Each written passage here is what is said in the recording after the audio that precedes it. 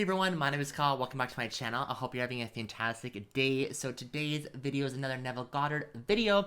It's a little bit of a different video style that I'm kind of used to, but I wanted to do something a little bit different, and I wanted to delve into the Neville Goddard books and kind of give you my thoughts and interpretations of Neville Goddard and the chapters and what they really mean to me.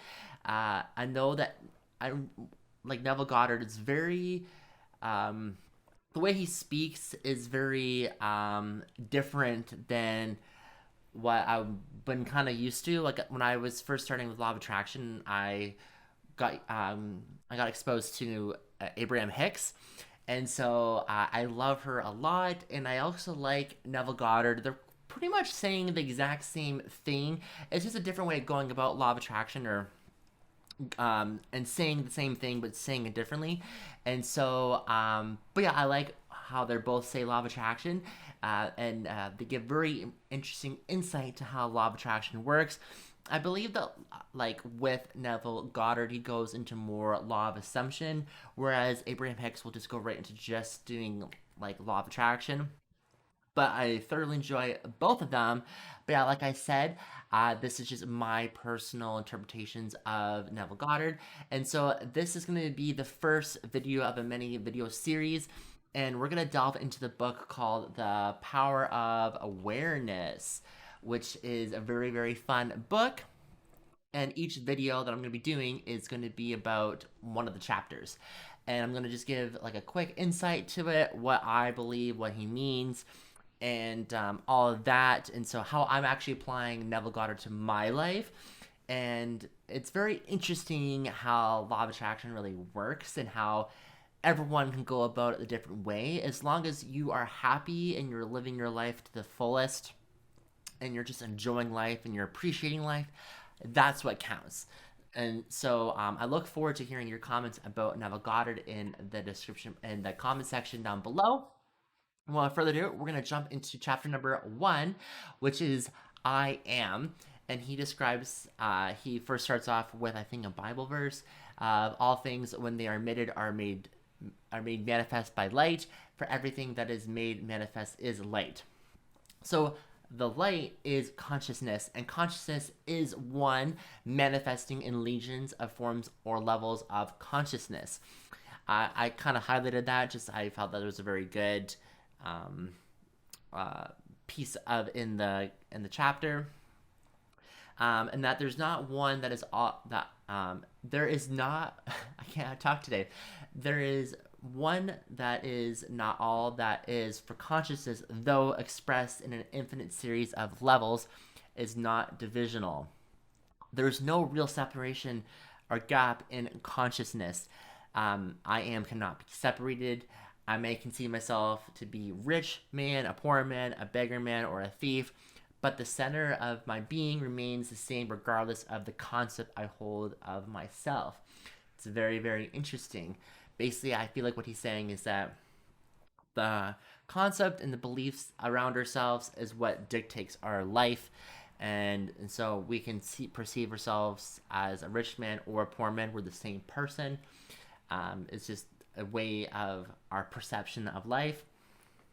And at the center of manifestation, there's only one I am, manifesting in legions of forms or concepts of self, and I am that I am.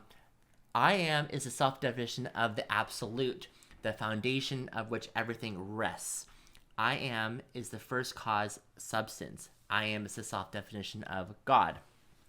So when he mentions God, you can kind of think about it: the universe, infinite intelligence. For me personally, I haven't actually gone to church at all. My parents, our family aren't really religious, but when I read Neville Goddard and he talks about God, I just think about, I replace God with universe. You can do the same as well. So I am is the feeling of permanent awareness. The very center of consciousness is the feeling of I am. I may forget who I am, where I am, what I am, but I cannot forget that I am. The awareness of being remains regardless of the degree of forgetfulness of who, where, and what I am. I am is that which amid unnumbered forms is as ever the same. This great discovery of cause reveals that good or bad, man is actually the arbiter of his own fate, and that his concept of self that determines the world in which he lives, and his concept of self and his reactions to life. That is very interesting. I really highlighted that, but I'll talk about it in just a second.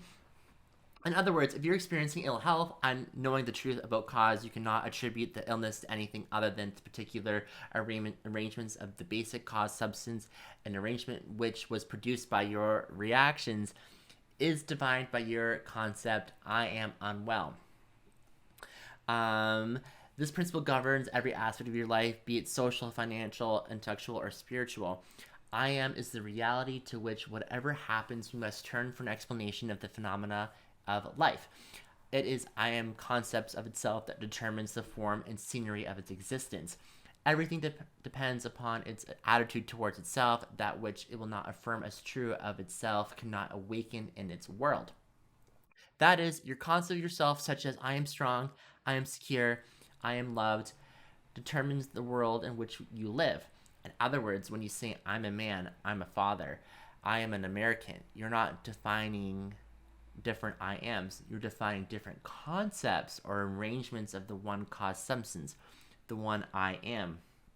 Even the phenomena of nature, if the tree were articulate, it would say, I am a tree, an apple tree, a fruitful tree. When you know that consciousness is the one and only reality, conceiving itself to be something good, bad, or indifferent, and becoming that which it is conceived itself to be, you're free from the tyranny of second causes, free from the belief that there are other causes outside of your own mind that can affect your life. And the state of consciousness of the individual is found in the explanation of the phenomena of life. If man's concept of self were different, everything in his world would be different. His concept of himself being what it is, everything in his world must be as it is. Thus, it is abundantly clear that there's only one I am, and you are that I am. And while I am is infinite, you, being your concept of self, are displaying only limited aspects of I am. And then he has, I think, another quote from a Bible. So this chapter starts off very, very strong. And what I'm interpreting from it is that you are responsible for your life. It's not other causes out there that predetermine what you get in life. You are responsible, and you have to take responsible and be accountable for your own life, and that you are the arbiter of your own fate. So you decide on what you want to have in your life. The only thing that is holding you back from not getting what you want in your life is you and your mind. So, and it's very interesting because when I think about I am, that starts off like affirmation. So I am loved, I am good enough. When we think about, in this perspective, about consciousness and that you are, and how I am is the self-definition of God, and that you are together, that the affirmations are very, very strong and very, very effective because it has I am at the beginning of the affirmation statement. And so when he goes into I am secure, I am strong, I am loved, those are affirmations. And we tell ourselves certain stories and certain statements all day long. And so when we flip our concept of ourselves to being positive about and getting things that we want in life. So I am strong, I am determined, I am good enough, I'm going to accomplish this goal, I am deserving of money, and I am grateful for the amount of money I have. Those are very concepts of yourself and that are going to create the reality that you want, because your reality is created from the conceiving of yourself, and you decide on what you want your life to be like. So when he was mentioning, I can be a richer man, I can be a poor man, I can be a beggar, I can be a thief.